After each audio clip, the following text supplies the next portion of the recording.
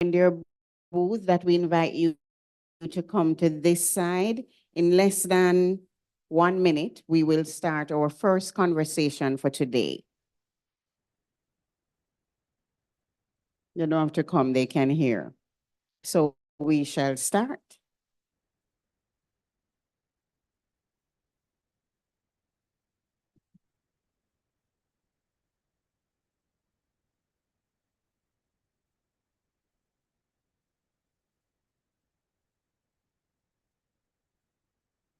Good morning again. My name is Colleen Douglas. I am honored to be moderating something that I have very little knowledge of.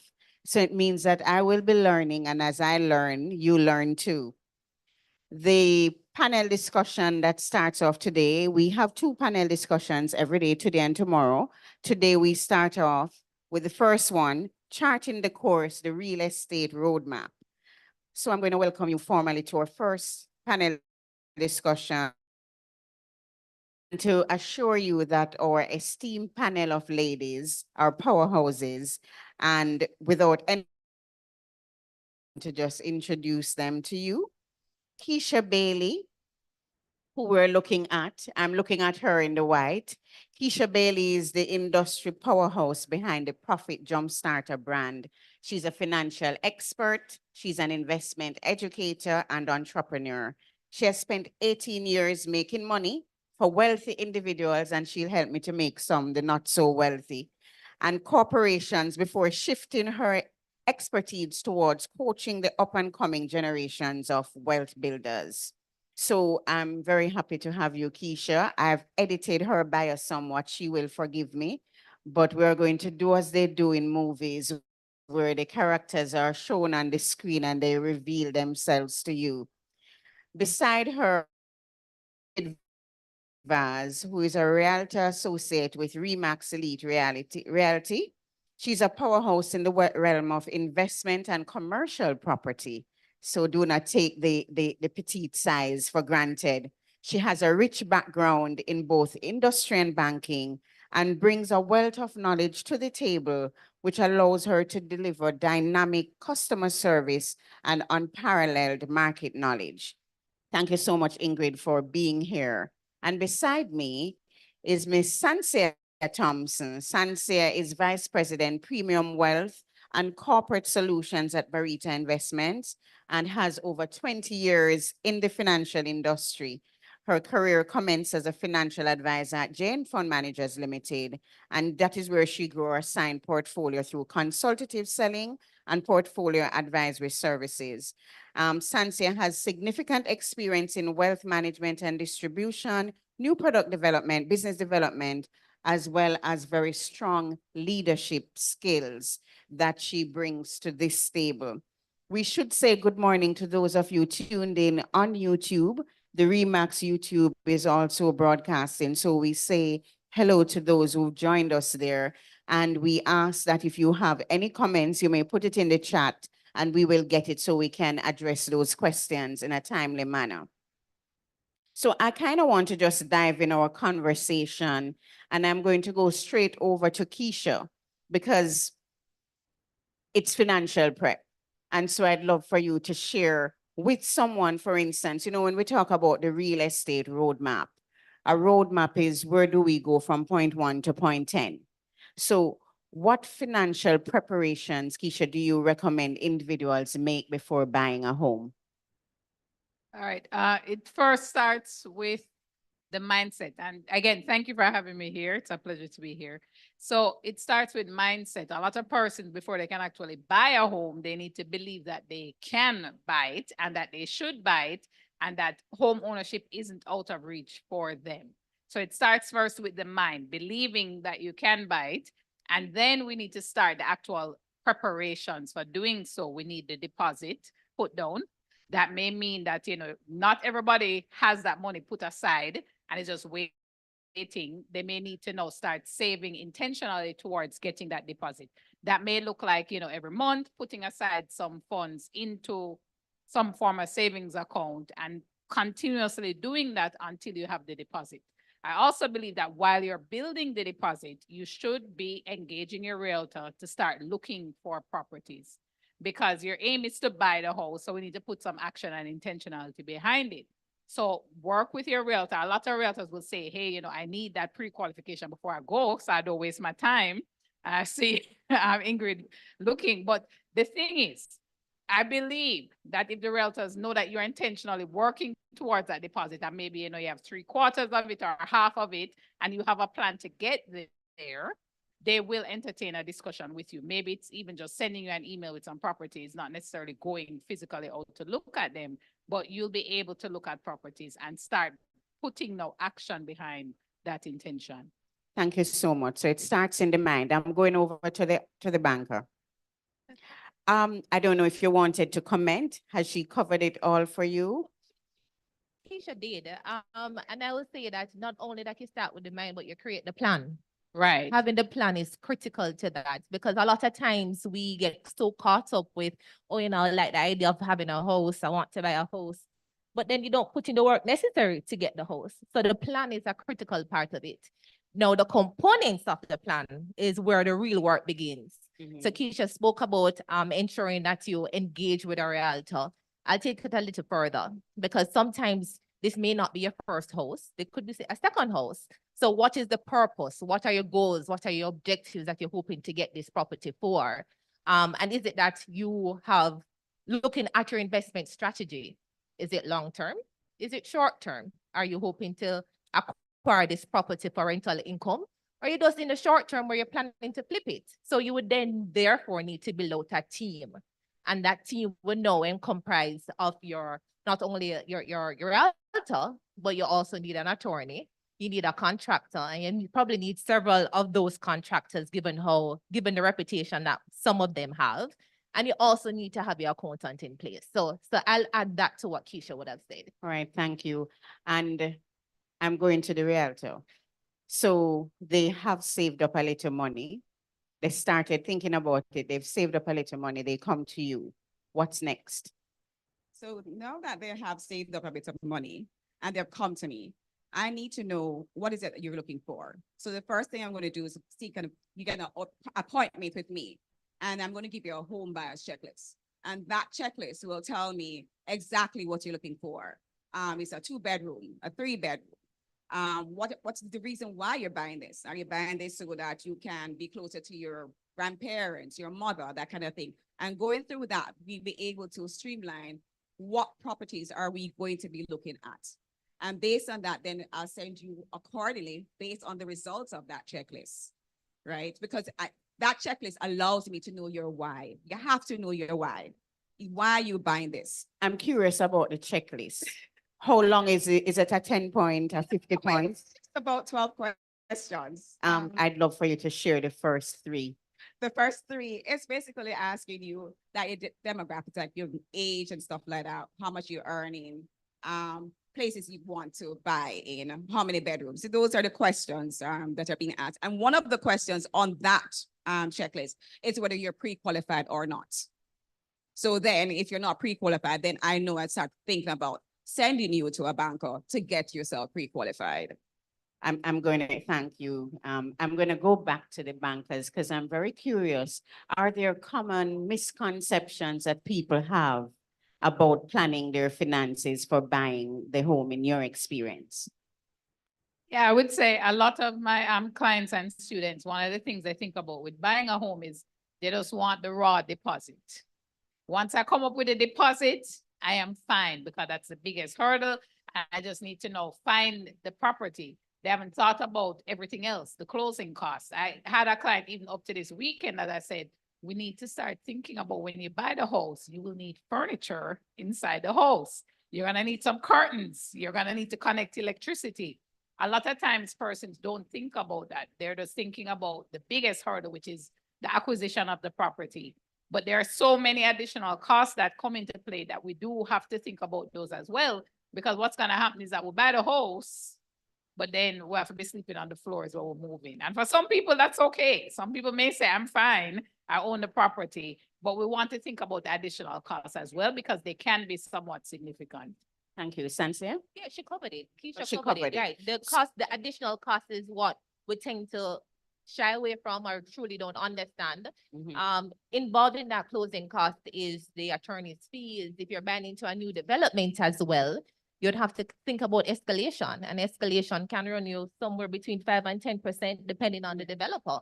So Okay. those are additional costs that you must give some consideration to. So I'm gonna ask you, how important are credit scores when someone's purchasing a home? It is critical. You need to make sure that you're paying your bills and paying them on time. It is critical.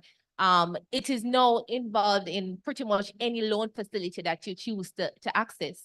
Your credit score matters because as bankers, we want to see that, hey, are you trustworthy? We're going to be lending you this money. Can we be rest assured that you will repay the monies as agreed? So we don't want it to be a case where 5 days after the due date, Colleen hasn't paid the mortgage, and then 3 months passes by, and then we haven't received any payments. We want to make sure that who we're lending our monies to is trustworthy. Okay, thank you. And Ingrid, how do buyers prepare for that sale negotiation process, if that is at all a process? You know, how do you, if it is that something is up for $30 million and they want to negotiate, is there any way that one's prepared for that? Or are you prepared to represent them in that way? Well, in terms of a negotiation process, we guide them. So we do a comparative analysis of what is on the market and what is it normally, the properties normally go for. So, you know, if you're looking for a property that's 30 million, you're looking, say, Kingston 6, I would say, well, this kind of property is normally like a 1 bedroom. What is it that you want? You can, if it's a fixer-upper, then we can tell you, well, based on the comparative analysis of the market, this is not worth 30 billion. So you can go in a little below. So that kind of knowledge we impart to our clients to make sure that they are paid the best price for the property and they're not overpricing on it. I see Sancia mouth open slightly, but me also see Keisha, and I see Keisha bust out a laugh when we said $30 million for Kingston 6. So let us be very real with the people then. If you have buy your house, and me come from country, say me nah live below crossroads, and me nah live below halfway tree, but a $30 million may have. What do you tell me? You laughed, ma'am, so we are going to you first. I laugh because I'm agreeing because as an investor in real estate as well, I know the prices, and 30 million is a 1 bedroom now in Kingston 6, probably even a studio in Kingston 6. The thing though, right, when we think about the journey, so you move from country, you come and you think, all right, I want to live, you know, uptown. That's where I want to go. There are phases to uptown. Maybe we can, you know, as Vibes Cartel had said, 30 million for a house up at Stony. That's a thing of the past, right? Stony Hill now is way, way more than that. But there are phases. So what you would do then, start with somewhere in the central Kingston area, I don't know, Kingston, whichever, and then slowly move there. No one is saying you can't get to the Kingston 6 house. It's gonna be a journey. And I think once persons really understand that it's a journey, they won't be discouraged. You can't hit a home run on the first move. Oh, thank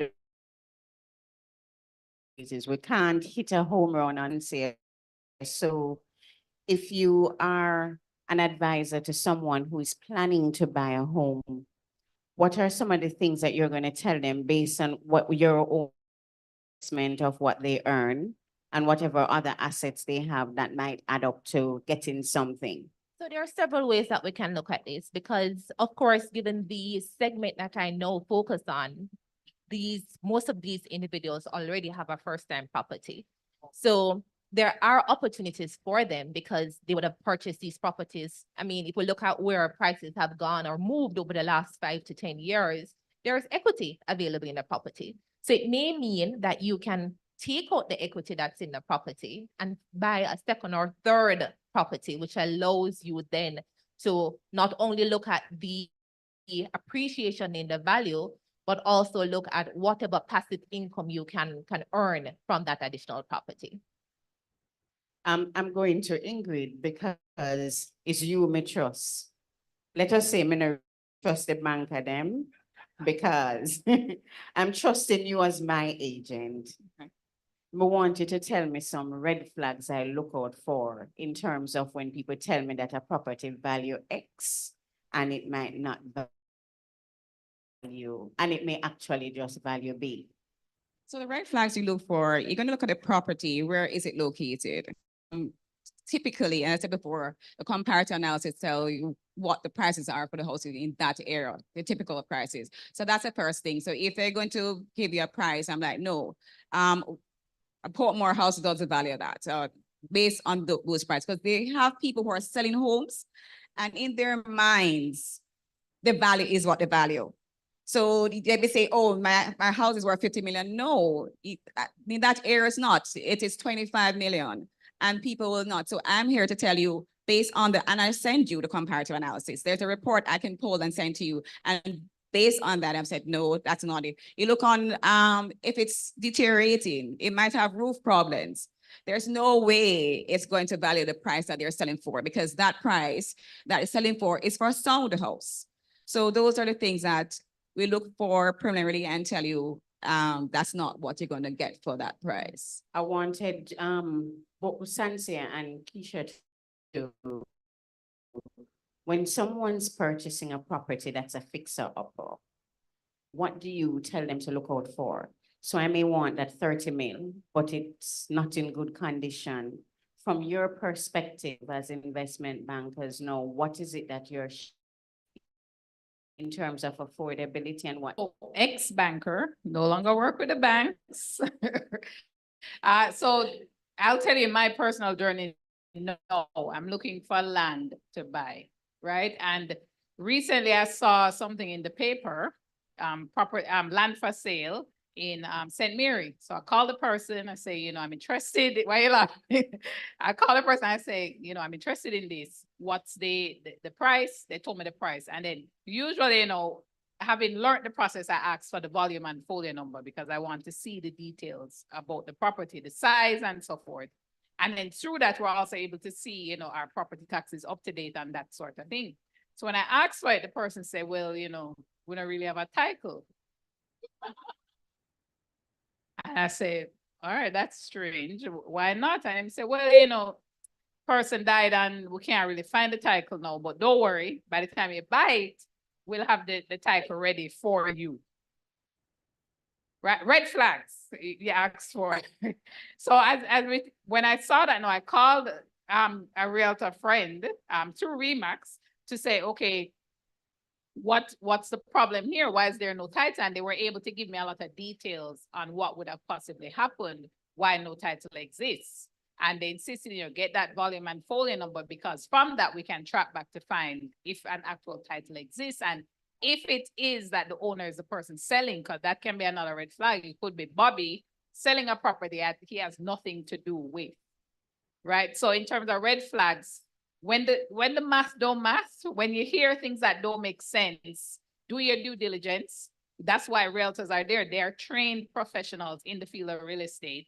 Call them and ask these questions. Look at how quickly Ingrid said, wait, no title, no deal, right? So it's important once you're going through a transaction, when you see or you hear anything that doesn't make sense, call a trusted professional and ask them these questions. Sancia? And add to that, I mean, I think it was last year or year before where you had that situation in Portmore where the government came in, persons had purchased properties that had received. It's Portmore, Clarendon? Was it Portmore or somewhere in Clarendon? Clarendon, wherever. It's Portmore. It is Portmore, right? Bernard Lodge. So Yeah. they had a receipt for showing that they made this purchase, but there was, as Keisha said, there's no title. The land didn't belong to the person who was selling even. So yes, that is a red flag. What I would add to that too is that it's important that you build out a team. So you want to make sure that you have a surveyor, you have a valuator, because there are sometimes that there may be breaches that exist on the property. And I'm sure Ingrid can back me up on this too. Absolutely. Where there are breaches on the property and a wall is over by half a or two, and it is a problem. So that is important. And especially if you're going to be coming to the bank for financing, any anomalies at all, would therefore see us not pushing through the application. So that would have to be rectified. So it's important that you build out a team and have professionals who are able to give you the right advice. So I think we've given a basic roadmap for first-time home buyers. When one is now purchasing for investment, which is your business, is there a difference in the approach, Ingrid, when that investment buyer comes to you as opposed to one who is a first-time buyer? Well, the approach is not really much different. It's just that the why is different. From a home buyer, you want it for your first home. As an investment property, we're going to go through like, what is it, the ROI you're expecting? You know, you're going to be renting this property. What is it for long term? You know, it's, you know, what your portfolio you think you want to build at this point in time, what it looks like. And we go through that based on what you tell me. Then I say, okay, then, well, if you just want something to rent and you're not expecting it, then you can just buy something, maybe import more. If you think of something resort, you want to Airbnb it, and I will tell you, well, you need to go to Montego Bay, where the return on investment is much greater, or Negril, that kind of thing. So in terms of what you want, we tailor it based on what you want, based on the investment portfolio. So what I want you to consider now, this investment, someone's buying a property to rent, but based on where the area is, the rent is way below what they're gonna pay for a mortgage. What do you say? Is that a red flag? Is that possible to buy? So one of the biggest differences between home buyers and investors is that home buyers are way more emotional. Home buyers need the nicest window. This color has to match this. I like the driveway to be this. I don't like how the kitchen turn. I want the kitchen facing the window. When we look at real estate from an investment perspective, it's strictly about numbers, the ROI. So when we talk about then, will the rent cover the mortgage? What I teach my students is that it may not in the first year, but we're in this for a long game, right? We have a long-term investment strategy. And so we just need to make sure that over time, because of inflation and the fact that we can keep increasing the rent, we'll be able to make sure that the rent covers the mortgage plus additional costs. It's not just the mortgage only, it's the property tax, it's the maintenance, the insurance, and so forth. So we need that total number. And over time, the rent should be able to cover that. There are also additional strategies that we can bring in, taking out additional leverage to buy additional properties and so forth. But when we think about real estate from an investment perspective, it's only a numbers game. Home buyers, very different. I can care about how the kitchen looks and the bathroom, whether I want a tub or a standing shower or rainfall or whichever, but from an investor perspective, the numbers tell the story. I have a comment, but I'm gonna swallow it so I can think about it a bit and go to Sancia. Sancia to comment on that if you have anything to add or anything different. No, I'll share my personal experience. I remember when I was looking at selling a property and a friend, his father said to me, Sancia, take your emotions out of it. Take your emotions out of it. You want to sell, the numbers look good, sell it. You are holding on to it. For what reason? If you're able to take those funds and buy something else, and I believe your plan is good, go ahead and do it, but take the emotions out of it. So Keisha is right. Oftentimes as first-time homeowners, we tend to have that emotional attachment. So even when you buy a second house and the second house is for investment, that first home means wholly a lot. That emotional connection. You remember when you just changed your first tile. You remember when you changed the window. You remember when you actually did a renovation for the bathroom. That first home, you have a whole lot of connection to it. And it's usually difficult for you to part ways with it. All right, so this is what I'm thinking while Keisha was talking, Ingrid. You know, for those who are renting property, when you talk about investors are just thinking of ROI. Sometimes you look, I don't know if anyone ever try rent a place in Kingston? So I'm country. So my country is that me have one big ever house and all the rooms are super large. In Kingston, I find that I'm seeing people everywhere they turn in the house. I can't live there. And people will tell you that them have a 2,500 square foot when it's really just 700. So because we only think of the money, is there a possibility that they just want to make money, so they don't care about the renter, and you are dealing with everybody, the seller, the buyer, the renter? How do you balance that when someone's made an investment, want to make good on that investment, but the renter that you are representing need to get quality for their money? Well, what I do basically is to liaison with the seller. I mean, if they want top dollar for their investment, at the same time, you have to think about your tenant that is coming in. So there are basic things I'll ask for. You're going to rent it with appliances so that a person who's coming in from the country, I don't have to think about, getting all of that. Because sometimes you're moving for a new job and stuff like that. I'm like, if you just add those few amenities, because there are a lot of persons who just want somewhere with appliances, and I tend to be a lot. I say add that. They might say, I can't. I would have said, well, based on what you expect to get, and the rental market sometimes right now is kind of low. So you have to negotiate between what the seller wants and what the renter wants. And you have to bring that reality to both of them so that the investment is not lost. It will make sense. You said, okay, I'm not going to put in because what's going to happen? What is it that you want in a long game? I'm going to show you the roadmap that, well, if you put these in, you get rented quicker and you'll get return on your investment the way that you want in the future. And the renter gets to live somewhere. So it's a win-win. Okay, thank you. Uno satisfied with the response, eh? I can take a comment or a question from the audience. We're completely satisfied.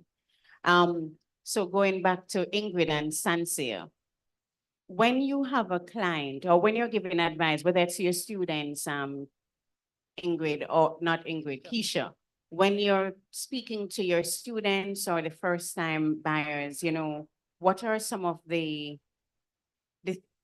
common mistakes that you see them making, and how do you prevent those mistakes with your advice? So my aim always is to teach persons how to maximize their returns. That's where I'm coming from. So I will be pushing you to make sure that we earn the highest amount from this investment. Now, when it comes to students, I'm teaching them that it's making sure, one, numbers need to be realistic, right? So can we really get the rent that you think? Maybe not. Let's bring in our realtor collaborators like Remax to really ask that question and make sure we can get that. Also, when we think about the actual cost of home ownership, are you being realistic in terms of what that looks like as well? The biggest hurdle that remains the biggest hurdle is the emotions, getting those out, because a lot of investors struggle with, even though it's my third or fourth property, I still like the top floor and even I struggle with it sometimes. I love the mountains. I want to see the mountains.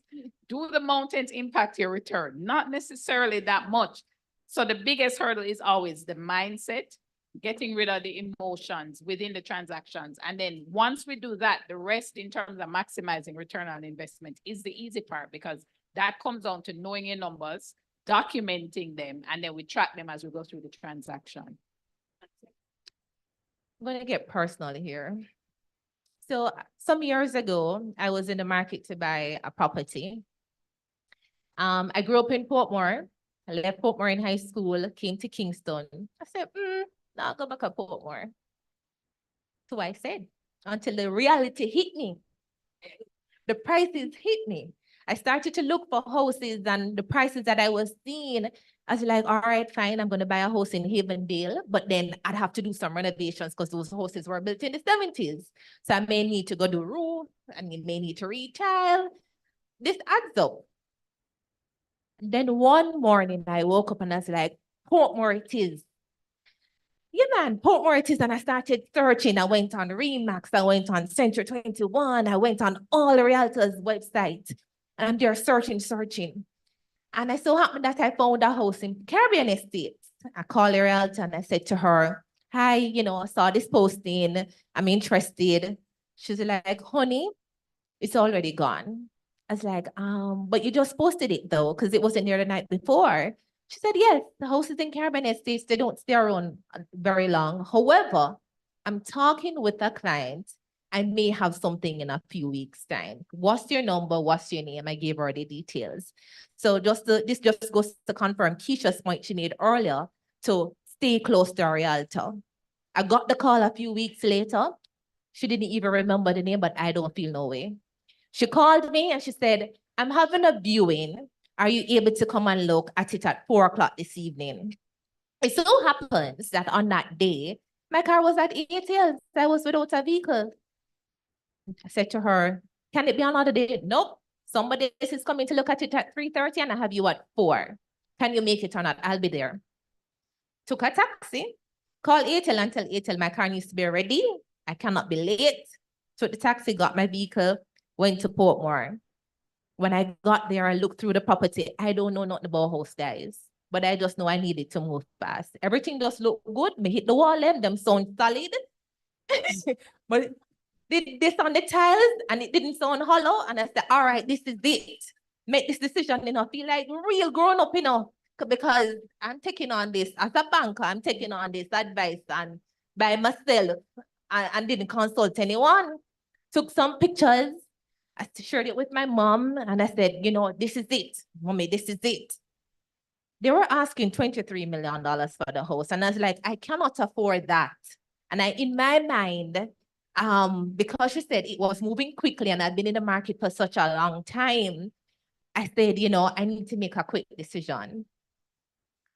I offered 17.5 million and I pray over it and said, God, go with me. Look how me offer the people them. Ingrid face a while ago. I was like, look how me offer the people them way below what they wanted. But Ingrid, Keisha, I will tell you what is for you cannot be on for you. Sure. What is for you cannot be On for you. okay. She called me back. So I met, at the time that I had the meeting, the owners were there. The owner started to ask me personal questions. Tell me about yourself, where you grew up, who are you buying the house? And I said, I'm buying the house by myself. I'm a single parent. My mom is going to live with me. I don't know how men have so many different households because my mom living somewhere else from me is just killing me. So I'm putting everybody under one household. Build a relationship. The realtor called me and she said, Sancia, I do not know what you did to these people, but they absolutely love you. Emotional sellers. Right. See? Right. And keep psychology that she used. So that story is a beautiful way for Ingrid to come into this story in terms of your job, because I saw your face when she moved from 23 to 17. And Keisha, the person that we are sell wise though? Well, I'm looking at it. My first property was Caribbean Estate and we bought it for 8 million. So when she was saying 23, I'm saying great, good ROI for me. But then the 17, still over 100% return, but it's an emotional sell of a sure. And she definitely brought in emotional selling into So it. Ingrid, what do you say to that client, the seller at that time? Well, the seller ultimately has the last decision. So as I said before, we're gonna know their why. And So if they want, reduce and their if they want, of course they lose a bit of commission, of course, but the relationship, you establish a relationship with your clients. And if you know the reason why they're selling, then if they decide not to go for full price, then I will not say no, because guess what? Both persons win. The buyer, Sancia's happy. She is one for her family, her mom moving in, all. I will not go against that. So the seller has the last decision. They know how much they stand to lose, and I will just go along with that, basically. Quick and fast, yeah. So, there's something about personal stories that resonate best. It doesn't matter what toolkit we have, but one's personal history and personal experience that will resonate with people and for them to do better. Whether or not you have a story, Keisha, I'm looking to you to speak to the first-time buyer, and and then your investor about their own roadmap as they chart the course. And I want you to consider it in the context of, when do you stop rent? Like, what age should you be to stop renting? In as much as some people are make money off of the rent of them. That's an interesting story. So my journey now is I'd call myself a professional investor. I invest in a lot of different things and a lot of different asset classes. When I just started out though, to buy that first home, I was renting. And I remember the discussion with my boyfriend or husband at the time was, if I have $100,000, Hold on, that might sound good to, she said Right. boyfriend, no husband at the time? No, boyfriend at the boyfriend at the time, no husband. Okay. Right, yeah. So at that time, I said, if I have $100,000, I'm good. I don't need nothing more in life. I am good. And we're driving and pull over the car and him say, you need to come out because that not gonna work for me. How can you say that that's all you want? And we were renting at the time and the landlord gave us notice to say, all right, we're doing something with the property, you need to leave. And he said at the time, we need to buy. I'm not going through this again. I'm not renting from anyone because there's that uncertainty that any minute you can get put out. So we moved, we bought in Caribbean Estate at the time. That was our first property. And that was an emotional buy for us. I remember we went over there all the time. We checked the wall, checked the window, checked the switches, if them straight. And, we had to make sure that we're getting value for our money because it was our first purchase. Fast forward now to multiple purchases later as an investor, we focus on ROI. We have spreadsheets, documents, market data, and that's what we're using to drive our decision. We're looking at, all right, when we buy this property, our primary strategy is short-term rental. So when we buy the property, how much can we get in terms of income from Airbnb? And does that cover the home ownership costs? Now I'm starting to think about retirement, even though I still look young, but retirement's right around the corner in several years, but I'm starting to think about that from now.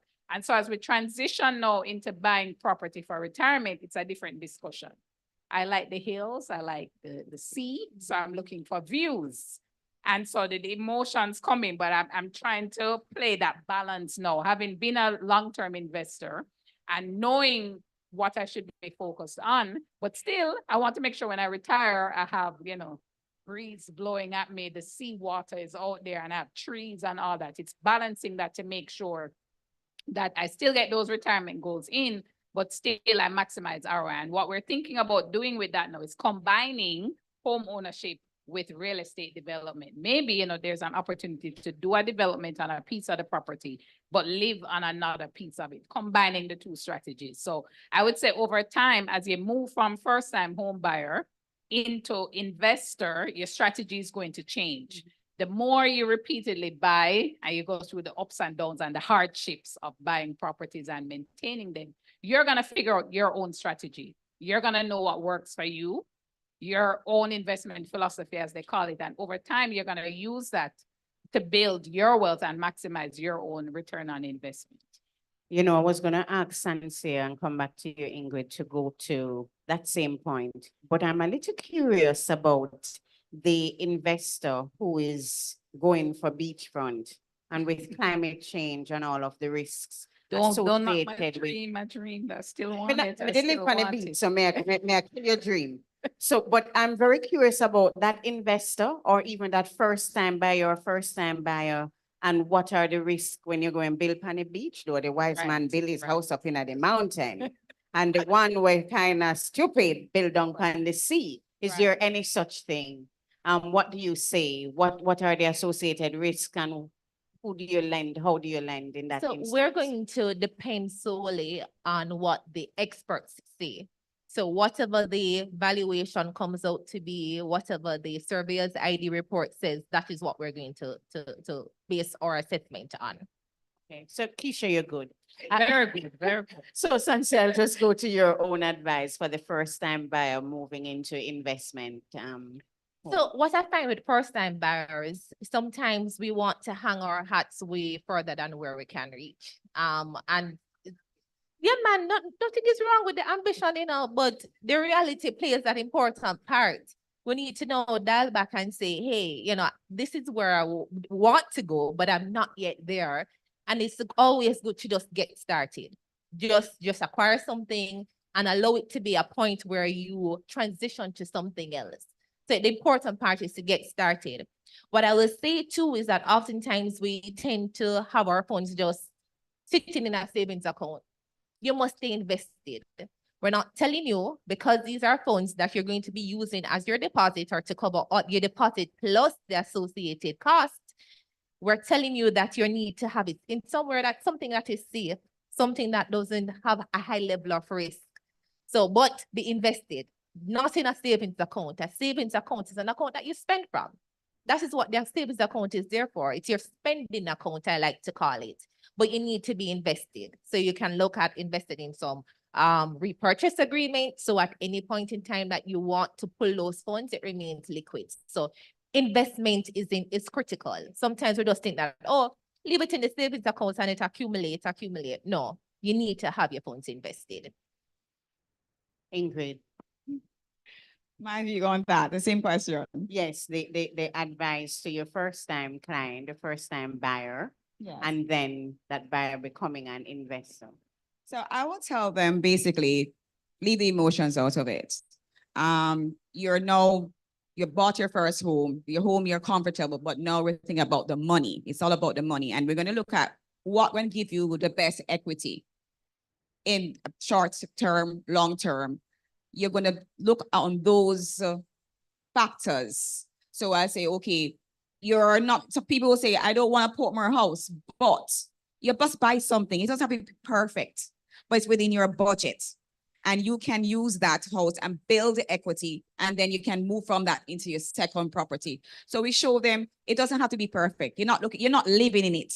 Leave that out of it. You're just looking at the fact that it's in a great location. The equity we build, sometime in 2 years, you get $3 million on your property, the equity that has built to that.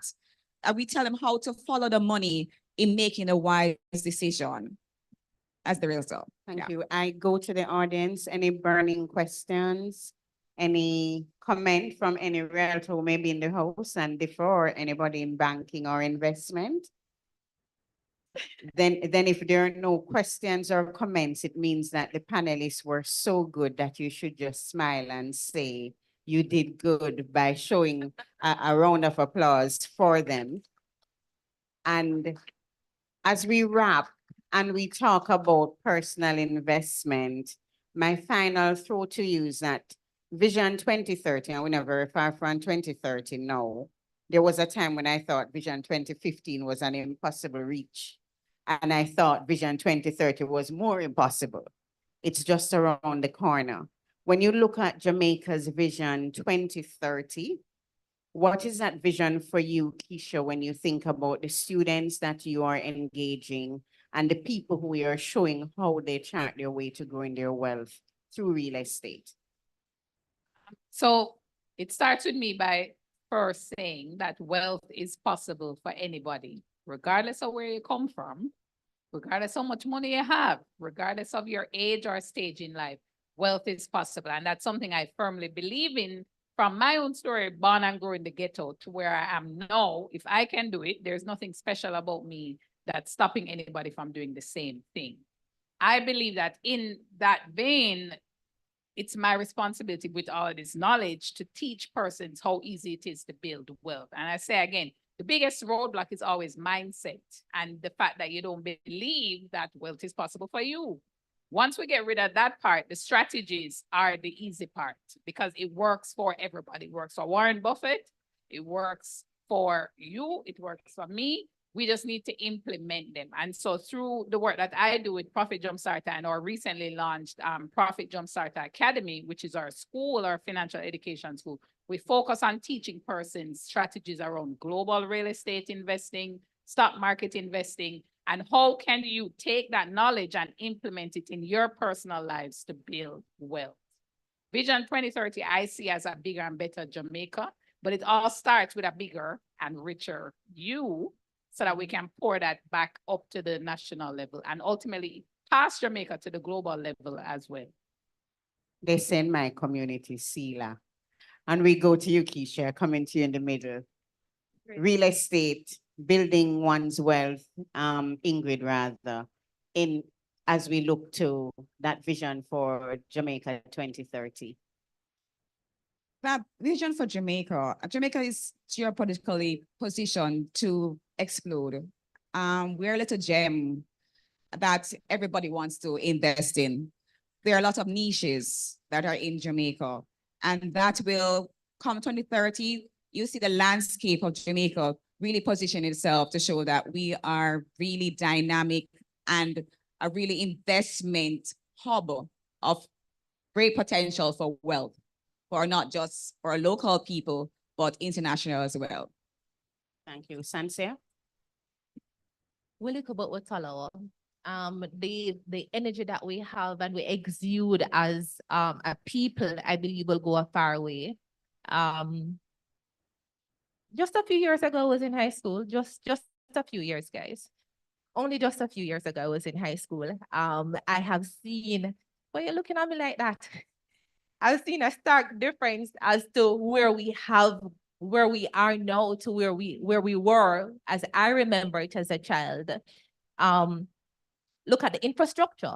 I mean, we have highways. I was talking to a And we have colleague. Pinnacle that's coming up. I mean, I was talking to a colleague last week when I said to him, I remember clearly walking over the causeway while I was in high school because of the gas riot. And he was like, which one of the gas riots? And I was like, the first gas riot. I walked from Hope Road. Yeah, man, I walked from Hope Road straight down to Hagley Park Road, straight onto the causeway. Portmore Mall had just been built. At that time, they had a skating rink. I'm old enough. Oh, that time they had a skating rink. And I stopped by Mother's because at that time, new into high school, I was still carrying an igloo. I didn't think I had identified my true self as yet. So I was still taking my igloo, thank God. Stopped in there. They were able to give us some refreshments and ice, and I could continue my walk home. Look at Causeway now, we have toll, and we have tolls in so many different directions. I couldn't tell the last time I actually drove Fernbully. I don't know what it looks like. It's been a long time. I went to St. Anne recently, and when I saw the development by Boots gas station, I was like, whoa, where did this come from overnight? Driving to St. Mary, and I'm seeing the developments. So I'm pleased with the progress that we have made. I'm happy to see that the tourists are also appreciating the progress that we have made. I'm happy to see that as a people we are growing as well. And I'm just waiting for the point where more of us will be able to at least have our first homes.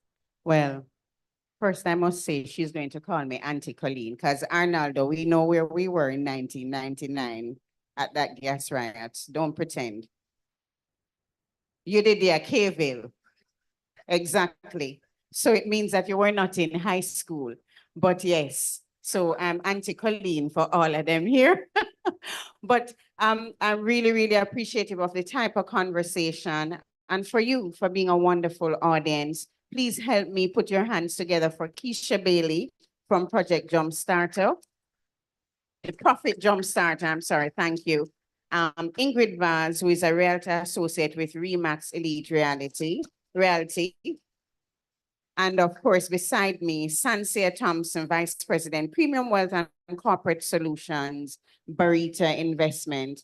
And my name is Colleen Douglas. I'm honored to be the host for the panel for this conference as I help you to learn. Thank you so much. The next panel is at 5 this evening. Please see you there. Have a wonderful rest of your day.